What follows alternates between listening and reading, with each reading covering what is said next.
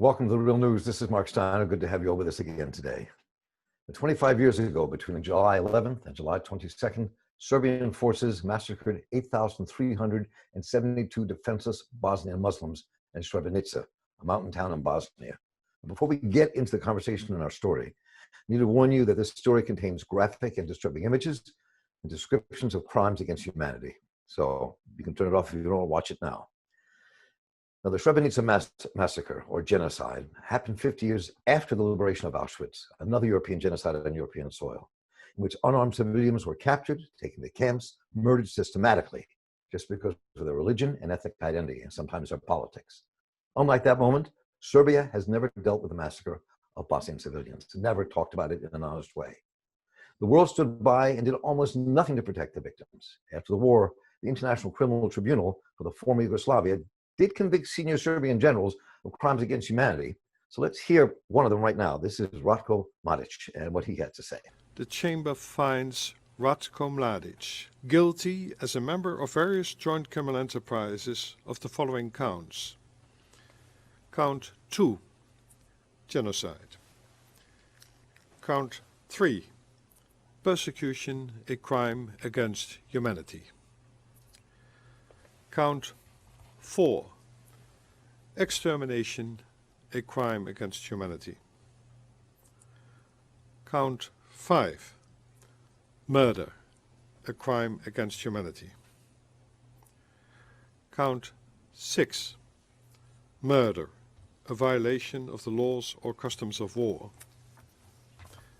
Count 7, deportation, a crime against humanity.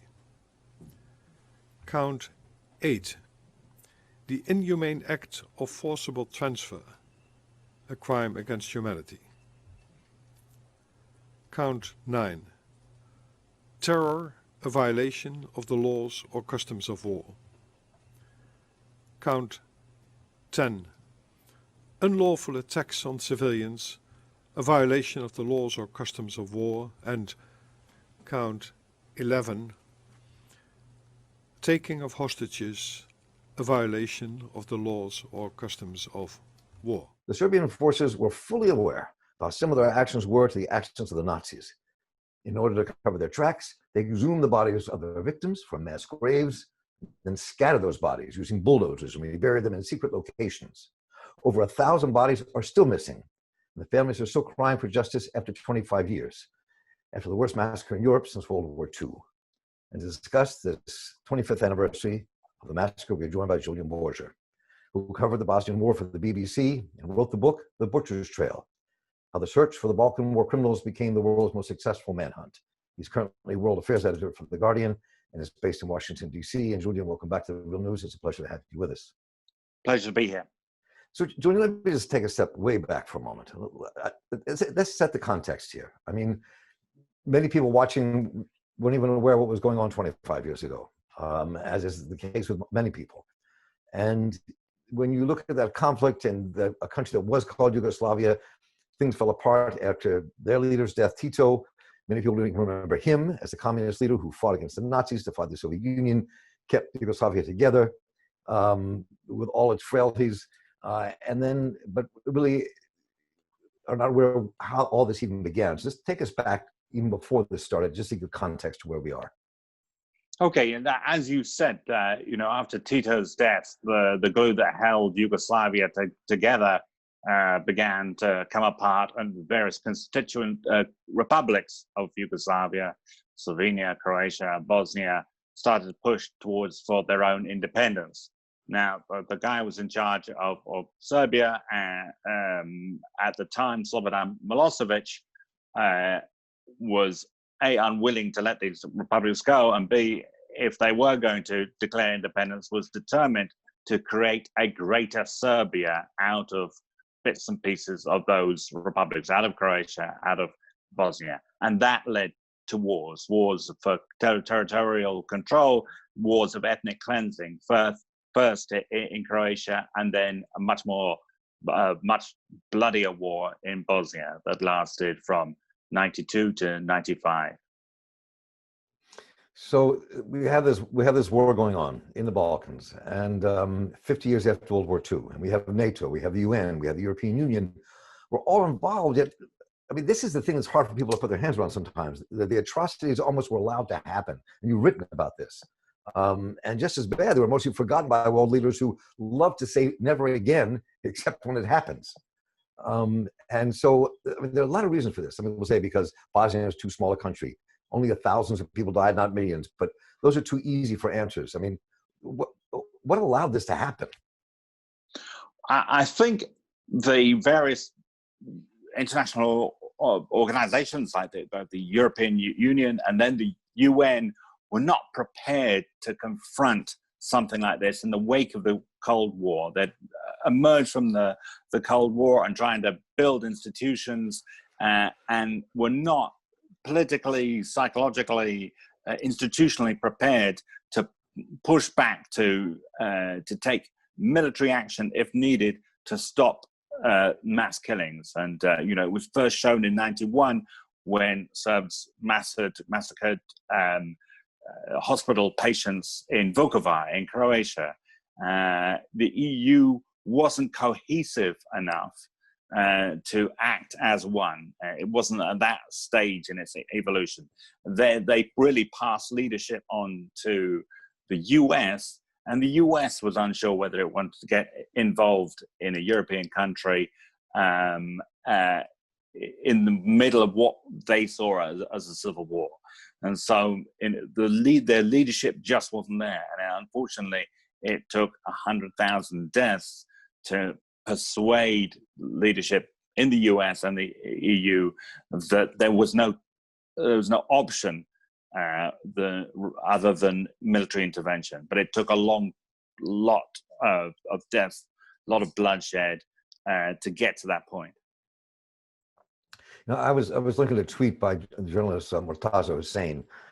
He draws this connection between Srebrenica and the massacre and the borders drawn based on ethnic divisions, something which happens across the globe: Israel, Palestine, India, Pakistan. We can name dozens of countries.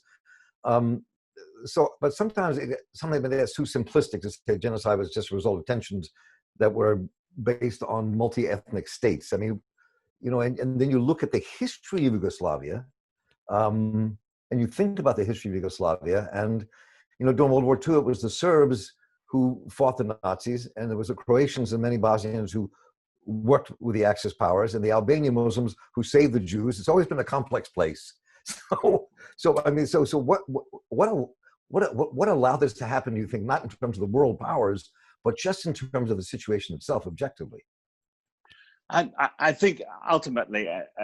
It's a question of a decision of leadership, a decision of Slobodan Milosevic and a group around him, that they were prepared to go to all lengths to create this greater Serbia, and everything flowed from that. They drew up a plan about how they were going to go about this, about how they were going to carry out ethnic cleansing. I mean, as you point out, there are multi-ethnic countries all around the world, and in particular in Europe. It doesn't itself explain why there were mass killings, and I think that comes down to a deliberate plan backed up by the racial ideology that was spread through mass media in the former Yugoslavia to create the conditions where former neighbors were prepared to kill each other. Yeah, and I remember reading pieces in the Greek press and other places as well, and you could clearly see the Muslim Orthodox Muslim Catholic divide in some of the reasoning behind this. But the Serbians were descendants of what is supposed to have been a multinational socialist state, whatever that meant, in the 40s and 50s.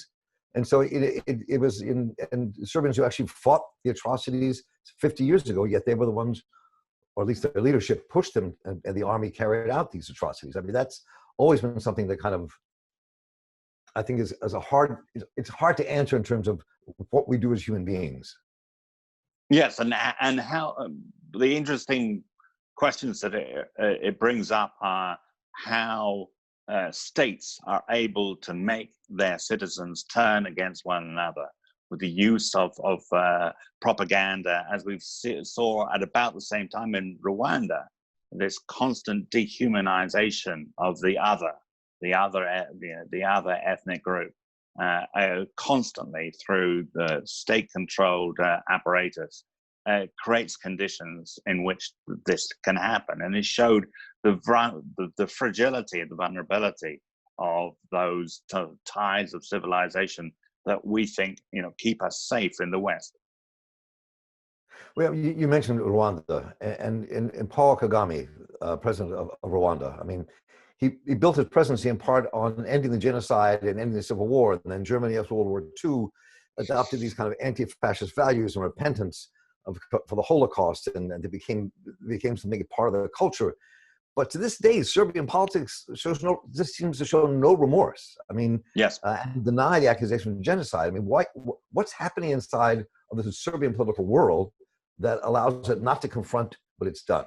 I think the simple answer is that politicians find it easier to get elected by shoving all that aside and appealing to a rosier view of the country's past, and that is the problem.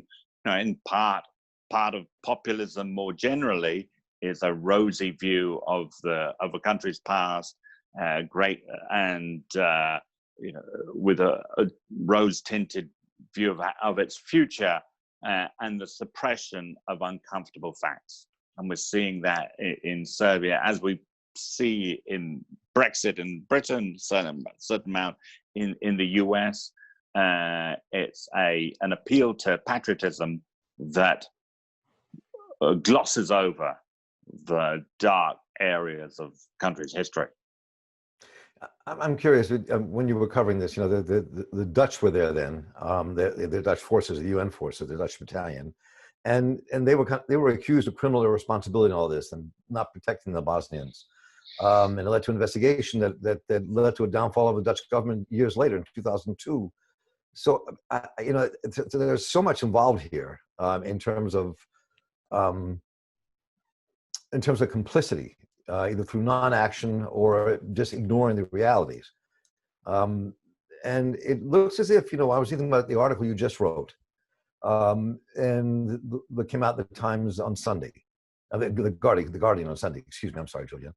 And you put part of that to the war against Gaddafi, Libya ending, as you put in your article, you wrote, Gaddafi's murder by a mob, Libya's fragmentation marked the definitive end of an era for the global response to war crimes. And then on top of that, you've got Donald Trump attacking the ICC. So let's put these things together in terms of where we are with all this now. Okay.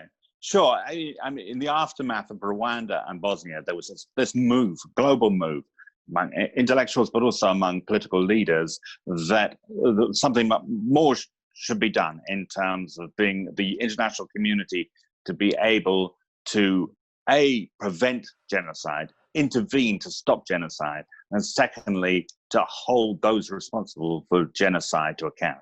And this idea of stepping in and stopping genocide through international action was enshrined in this principle called responsibility to protect, which sort of percolated up through the late 90s, finally adopted by the UN officially in 2005, and said that if a state wasn't prepared to protect its own people, then the international community had a responsibility to step in by peaceful means, if at all possible, but failing that, under Chapter 7 of the UN with force. And that principle, the principle to protect, was cited in the UN resolution under which the US, UK, and France got involved in Libya. It was to protect the civilian population who were under attack from Muammar Gaddafi's forces. And Russia was uneasy about it, but persuaded to abstain. And they, ever since then, felt hoodwinked by the West, that resolution, UN resolution, was used ultimately to remove Muammar Gaddafi from power. They saw it as a sleight of hand used by the West to achieve regime change. And from that moment on, Russia is not interested at all in responsibility to protect. China never was, but at that time, only a few years ago, wasn't prepared to be isolated on the UN Security Council. Now it has no trouble at all stepping in and stopping anything to do with the global application of international humanitarian law and human rights. But the China and Russia now very much a bloc that would stop any kind of humanitarian intervention, so-called, in the future, like we saw it in Libya. And so that is really, in terms of the international community acting out of responsibility to protect, to step in and stop genocide, that's kind of over for the time being. Now, the other part of it, accountability to war crimes, we still see some of the tribunals that were set up to bring accountability still in operation. But when we look at the ICC, the International Criminal Court, that was supposed to be a general court for these kind of crimes, we see it without the support of Russia, China, and now the US very much on the offensive against it. So the issue of accountability for crimes against humanity and war crimes is also in retreat. It's in, this is a very low point when it comes to the international response to genocide and other crimes against humanity. I mean, just to close out, I mean, when you look at what happened in Bosnia, that was 25 years ago, and there's still 1,000 bodies missing. And you think about what you wrote about with Libya and the Russians. I mean, the Western powers did use that as an excuse to overthrow Gaddafi, yes, which dismembered that country. And so disillusionment set in. But what happens now when you have the United States in retreat from the ICC because it doesn't want to be brought to task in Afghanistan, or because of its support for Israel in terms of Israel-Palestine not wanting that to be looked at all, and China with the Uyghurs, and all. So where does that leave us in terms of international order? All this began because of the Holocaust and World War II. I mean, that's why this was set up originally in the first place, and our consciousness was raised. But something has happened in those intervening years that has changed everything. So what do you think that where the political will is now? What do you think where the future may lead us? That's a good question. You framed it as this happened, started with the Holocaust. But you've got to remember, even after the Holocaust, during the Cold War, any sense of accountability for mass crimes after Nuremberg was completely forgotten. So we've been here before. We've seen mass crimes, and then we've fallen into amnesia and impotence when it comes to addressing them. And then with the end of the Cold War and these new crimes against humanity in Bosnia and Rwanda, there was a fresh effort, and there was a brief window in which countries like Russia at the Security Council were prepared to go along with it. That window is now closed. And so when it comes to accountability and seeking to intervene to stop genocide in any kind of muscular way, it's really left to the individual countries, individual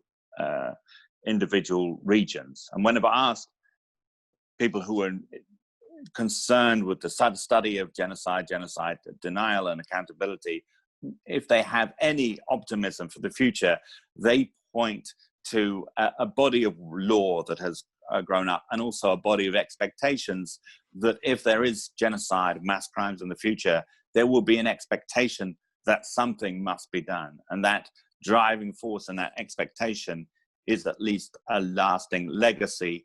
And we're seeing it being put into practice in some small ways. Like in Germany, we've seen the first prosecution of Syrian officials for the killings in Syria, brought through the principle of universal jurisdiction in the national courts. And there will be many more of those kind of cases. So for the time being, in the absence of a court that will look into war crimes in Syria, in Yemen, in Myanmar, we're at least seeing individual courts, individual countries step up and kind of carry up, pick up the torch when it comes to accountability. Well, first of all, I deeply appreciate you taking the time with us today, Julian. I also really appreciate the work you've been doing over the years in covering this stuff and bringing it to the fore in your book. It was amazing. So thank you once again for joining us here on The Real News. And I look forward to other conversations as we watch what unfolds in front of us. Thank you very much. Pleasure Thank to you be very on. much. Always good to have you with us. And I'm Mark Steiner here for The Real News Network. Please let us know what you think and stay safe and take care.